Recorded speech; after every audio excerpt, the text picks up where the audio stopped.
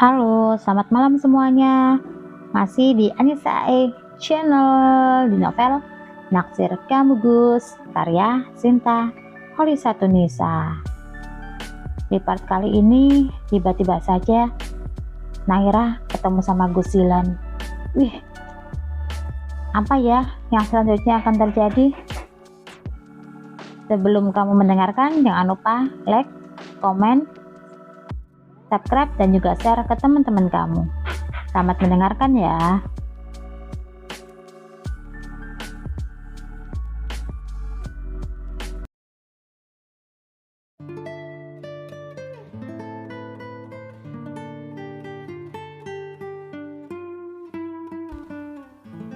Kukira mimpi, ternyata bukan. Hari-hari kulalui dengan kesabaran, berharap semua akan indah pada waktunya nanti. Pagi ini, awan hitam kembali menggantung. Seakan hujan akan kembali mengguyur. Rintik-rintik gerimis mengenai atap rumah menimbulkan suara kebisingan. Dengan tergopoh-gopoh, diriku berjalan keluar rumah untuk mengangkat jemuran yang masih basah masuk ke dalam rumah. Suasana sepi ketika Ulfa berangkat pagi. Hanya tinggal aku sendiri di rumah ini. Kenangan itu kembali hadir saat kebersamaanku dengannya. Berpikir jika waktu itu perubahan yang dilakukan Gus Zilan benar-benar dari hatinya. Namun, dugaanku melenceng ke arah yang salah. Meski sedekat apapun berusaha menerima, namun hati enggan berkata sama. Mengingat jika diri masih istri sahnya. Kulangkahkan kaki ke kursi dekat jendela, mendudukkan diri di sana. Apa perasaan ini masih sama seperti sebelumnya? Yakni sebuah rasa yang mana kala di dalamnya tersirat rasa cinta. Kembali kuulas perutku, rasanya tak sabar menunggu kelahirannya. Mungkin kata orang, waktu 4 bulan itu sangat singkat. Namun bagiku itu sangatlah lama, apalagi ini pertama kalinya dalam hidup. 1,5 jam lebih hujan mengguyur kota. Ini hanya tinggal rintik gerimis yang tidak terlalu deras, seperti sebelumnya. Kini Ulfa tengah membersihkan diri terlebih dulu, sementara aku menunggunya di luar. Diriku ingin mengajaknya pergi ke Masjid Agung untuk mengikuti kajian di sana. Kajian ini dilakukan dengan rutin setiap hari Jumat Pon. Untung banget cuma gerimis, nggak tahu deh kalau sampai sekarang masih hujan, pasti aku nggak bisa balik. Cerocos Ulfa dengan tangannya membawa nampan berisikan 2 gelas susu. Aku mendelik keheranan. Kenapa 2? Tanyaku dengan menunjukkan angka 2 menggunakan jari. Kayak enak gitu dingin-dingin minum susu coklat. Jadi kamu bikin susu ibu hamil juga? Tanyaku yang dijawab gelengan kepala. Ya enggak Tora, tadi aku beli susu sasetan kok, gak pakai susu punyamu. Bisa-bisa nanti aku ikutan hamil lagi, Ra. Oh, aku kira kamu juga buat susu dari susu bubuk milikku. Ucapku kembali dijawab dengan gelengan kepalanya. Iya, Kak, aku lupa.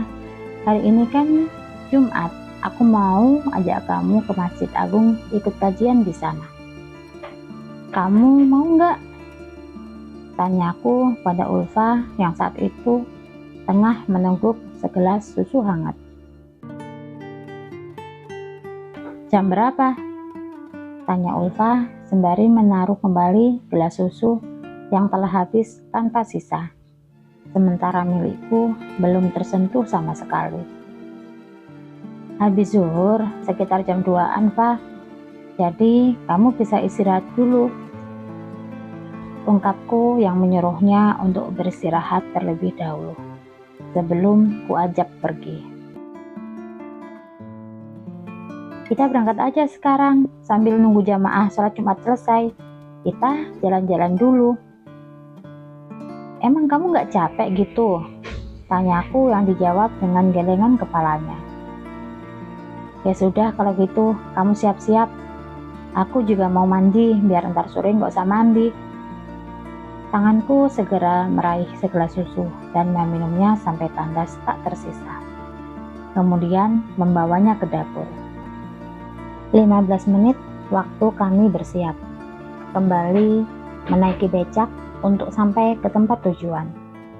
Jantungku terasa berdebar, tidak seperti biasa. Seperti akan ada seseorang yang akan kutemui di sini. Inginku menepis perasaan aneh itu. Namun rasanya sulit sekali dihilangkan. Apa ini? Perasaan apa? Seperti sebuah rasa kegembiraan yang sulit diungkapkan artinya. Kenapa, Rah? Tanya Ulfa sesaat aku merasa aneh dengan apa yang akan terjadi nanti. Kugelengkan kepala sebagai tanda diriku tidak apa-apa. Aku mau cari minuman dingin, gerah banget soalnya. Kamu mau titip apa? Tabar Ulfa yang berusaha meredakan keringat di wajahnya dengan telapak tangan. Aku titip aqua aja. Kusodorkan uang senilai Rp5.000 ke arahnya. Ia mengeleng seakan enggan menerima. Gak usah, Rah, pakai uangku aja. Sekarang itu kamu harus berhemat. Gunakan uangmu di saat kamu butuh saja. Untuk masalah jajan dan kebutuhan rumah, biar aku yang nanggung semuanya. Iya sih, gajiku mengajar gak terlalu besar. Cuma sih, masih cukup lah buat keperluan kita sehari-hari. Penjelasan Ulfa benar-benar membuatku terenyuh. Sama sekali tidak menyangka jika diriku akan memiliki sahabat seperti Ulfa. Untuk kedua kalinya, Ulfa mengatakan hal yang luar biasa dengan pemikiran dewasa. Ya sudah, kamu tunggu di sini, aku nggak lama kok. Ya cuma sebentar, ucap Ulfa yang kuangguki kepala. Setelah kepergian Ulfa, aku mendudukkan diri di kursi. Azan mulai dikumandangkan. Kembali jantungku berpacu lebih cepat dari biasa. Suara itu begitu familiar ku dengar. Merasa jika itu adalah suara gosilan. Akan tetapi, jika dipikir lagi, bukankah suara seseorang juga ada sedikit kemiripan dengan orang lain? Jadi mungkin prasangkaku itu tidaklah benar sama sekali. Hampir 1 jam lebih aku menunggu kedatangan Ulfa. Namun sampai sekarang Ulfa belum menampakkan diri. Aku merasa khawatir untuk saat ini. Apa mungkin ia tersesat? Tapi itu tidaklah mungkin, karena setiap hari ia kuajak jalan-jalan ke tempat ini. Tapi kenapa ia tidak kembali? Nairah, tubuhku terhenyak kaget. Suara itu tidak mungkin suara gosilan. Mencoba menegarkan hati. Kubalikkan tubuh menghadap seseorang yang kuyakini itu bukan gosilan. Dan keyakinanku salah. Di depan sana berdirilah gosilan dengan tatapan yang tidak seperti biasa menatap ke arahku. Pandanganku mulai memburam. Kembali teringat jika ia hanya menerimaku karena sebuah wasiat. Kakinya melangkah mendekat. Tanpa kusadari, tubuhku sudah di dekatnya alat. Rasanya benar-benar nyaman. Derai air mata tak lagi bisa terbendung. Aku menangis di pelukannya. Dan tangisku bukan lagi tangis kekecewaan, namun kebahagiaan. Maafin Mas. Mas menyesal sudah buat kamu kecewa. Mas minta maaf. Ungkap gosilan dengan nada lirih. Apa aku boleh percaya dengan kata-kata gosilan saat ini? Meski pada kenyataannya aku takut.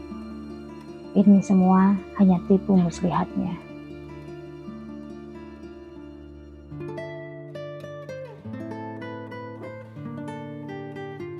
Melepaskan pelukannya, kupandangi perubahan di wajahnya. Wajah yang dulunya sangat tampan, kini terlihat begitu berbeda. Dengan perbedaan yang sangat menjorok, seperti kumis dan janggutnya yang terlihat ditumbuhi rambut yang cukup lebat. Sebegitu tidak terurusnya kah dirimu, Gus? Apa Neng Marwa tidak mengurusmu dengan baik, sampai-sampai dirimu terlihat seperti ini?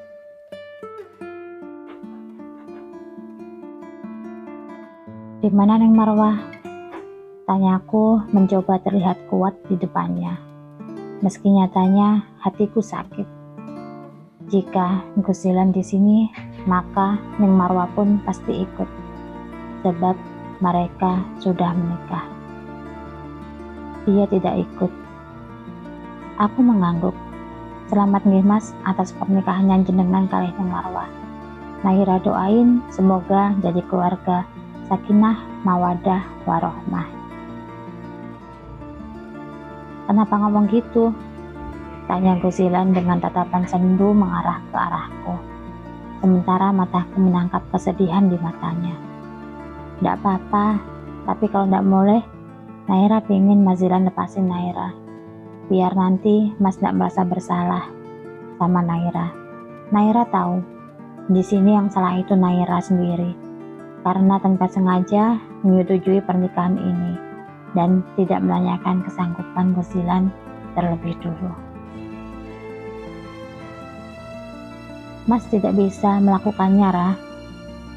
Kenapa tidak bisa? Cobalah untuk mengerti perasaan Neng Marwa. Karena tidak semua wanita ingin dijadikan yang kedua ataupun dipoligami oleh suaminya, termasuk Naira. Untuk itu, Mas minta maaf, tapi untuk melepaskanmu, Mas tidak bisa. Mas egois, ucapku lirih. Gus Zilan menggeleng. Apa kamu tidak mencintai Mas, Rah? Tanya Gus Zilan tiba-tiba, dan itu membuatku seketika diam. Kenapa Gus Zilan menanyakan hal yang sangat ku hindari? Kenapa Mas tanya gitu? Jawab saja, Mas hanya ingin mendengar jawaban langsung darimu.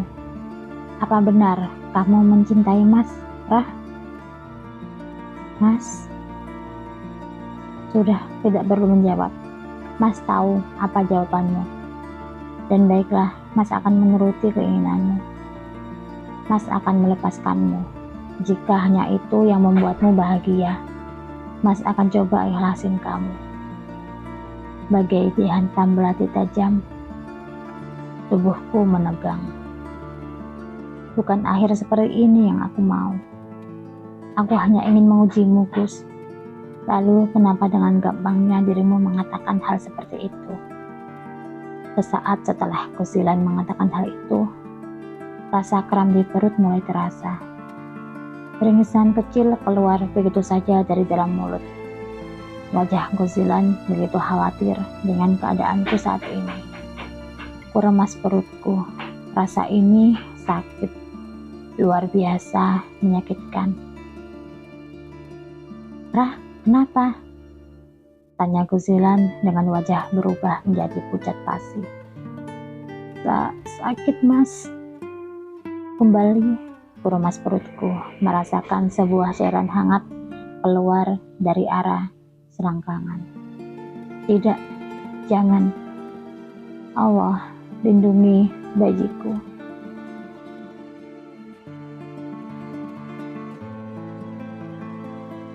Astagfirullah. Dengan segera tubuhku diangkat ke gendongannya. Wajah itu terlihat begitu khawatir sesaat ketika melihat darah segar mengalir di antara kaki jenjangku. Tolong selamatkan bayi kita, Mas. Cuplikan part selanjutnya. Sebelum pulang, Mas ingin ngajak kamu ke suatu tempat. Aku menatapnya tak percaya. Kemana Gus Zilan akan mengajakku pergi? Sementara yang ku tahu, dia tidak mengerti tentang daerah Tuban. Kemana, Mas? Apa Neng Marwa sudah tahu jika Mas Zilan saat ini sedang bersama Naira? Tanyaku dengan tatapan mengarah ke arahnya.